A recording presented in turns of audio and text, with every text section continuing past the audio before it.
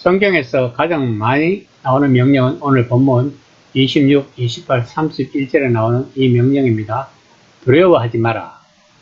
제자들에게 지침을 주시던 예수님이 왜 하필 이 시점에서 두려워하지 말라고 말씀하셔야 했는지 우리는 쉽게 알 수 있습니다. 예수님은 권세자들이 그들을 잡으러 올 것이라고 경고하셨습니다. 그들은 육체적, 정서적 폭력을 당할 것이고 사람들이 이미 예수님께 붙이기 시작한 이름이 그들에게도 붙을 것입니다. 그러니 이 얼마나 두려워할 일입니까? 그런데도 예수님은 두려워하지 말라고 말씀하십니다. 그럼 왜 예수님은 두려워하지 말라고 명령하시면서 무엇 때문에 두려워하지 말라고 하시는지 알아보도록 합시다. 10장 26에서 27절입니다. 그런즉 그들을 두려워하지 말라. 감추인 것이 드러나지 않을 것이 없고 숨은 것이 알려지지 않을 것이 없느니라. 내가 너에게 어두운 데서 이르는 것을 광명한 데서 말하며 너희가 귓속말로 듣는 것을 집 위에서 전파하라. 예수님이 두려워하지 말라고 하는 1차적 이유는 모든 것이 드러날 때가 오기 때문이라는 것입니다. 그럼 왜 그것이 그들이 두려워하지 말아야 할 이유가 됩니까? 자신의 가장 은밀한 생각과 말이 곧 드러날 것이라고 하는 많은 사람은 그것을 두려움을 던져버릴 이유가 아니라 두려워해야 할 또 하나의 이유라고 생각할 것입니다.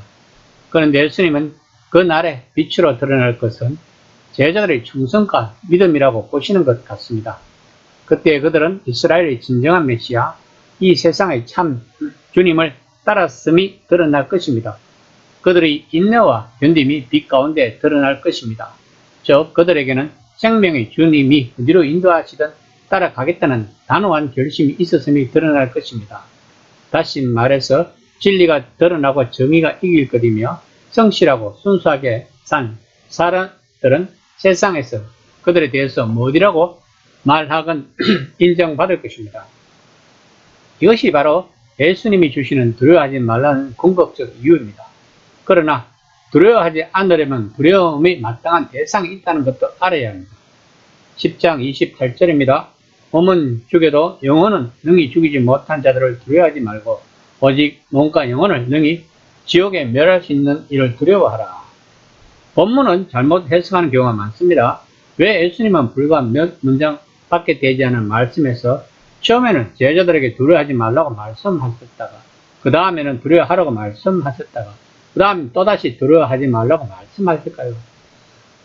예수님은 당시 이스라엘이 무척 다른 차원의 두 가지 적과 직면한다고 생각하셨습니다. 물론 눈에 보이는 적은 로마와 헤롯 그리고 그들의 하수인입니다. 육체를 죽일 힘을 가진 자는 바로 그들이었습니다.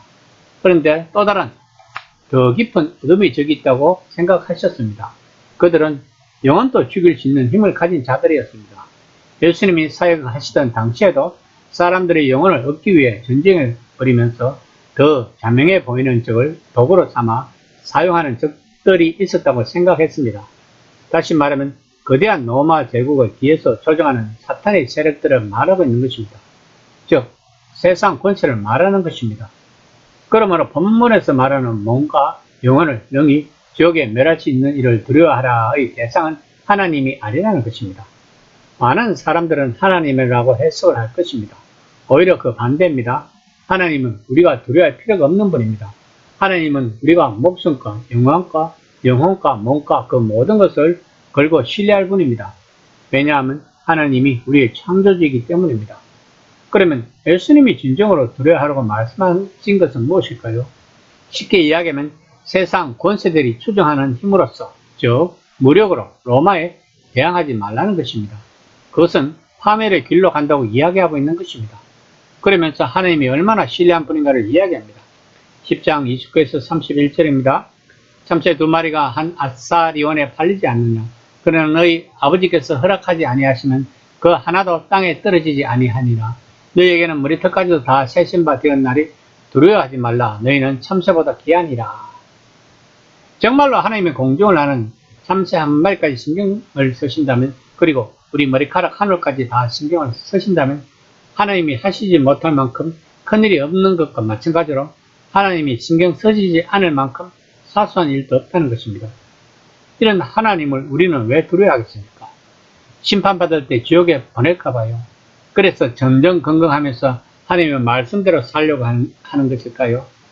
그렇게 신앙생활한 결과가 무엇입니까? 본문에서처럼 하나님이 우리들이 머리카락 하늘까지 다 아신다고 믿는다면 우리가 인생을 살아가면서 두려워할 필요가 없습니다. 그러나 우리들은 하루하루 살면서 걱정하지 않는 날이 드물 것입니다. 그렇다면 우리들은 성경 말씀 따로 삶 따로인 신앙생활을 하고 있는 것입니다. 쉽게 말하면 뜨거운 심장에 아닌 차가운 머리로 종교생활을 하고 있는 것입니다. 우선 본문을 이해하려면 최우선이 하나님이 내 안에 내재하고 있다고 머리가 아닌 가슴으로 믿어야 하는 것입니다. 우리들이 어떨 때 열심히 기도합니까? 많은 경우 고난이나 어려움이 왔을 때 기도할 것입니다. 그러나 내 마음 안에 하나님이 내재하고 있다고 믿는다면 기도는 그야말로 하나님과의 대화가 될 것입니다. 그렇다면 내가 고난이 와도 따로 눈물을 흘리면서 요란스럽게 기도할 필요도 없을 것입니다. 왜냐하면 항상 하나님과 기도하고 있기 때문입니다. 그런데도 불구하고 내가 견디기 힘든 고난이 찾아오면 그냥 하나님은 내 사정을 다 아시기 때문에 하나님의 무릎을 붙들고 울면 되는 것입니다. 우리가 알아야 할 것은 하나님의 샬롬은 우리의 걱정거리가 기도 해결되는 것이 아니라 그 걱정거리와 함께 하나님 안에서 평화를 얻는다는 것입니다. 그러기 위해서는 우선 우리의 믿음이 본문 말씀처럼 하나님은 우리의 머리카락 하늘까지 알고 다 알고 있다는 믿음을 전제하고 있다는 것입니다. 이 시간 나는 인생을 살면서 진정으로 하나님을 믿고 두려워하지 않는 삶을 살아가고 있는지 한번 점검해보는 시간이 되었으면 합니다.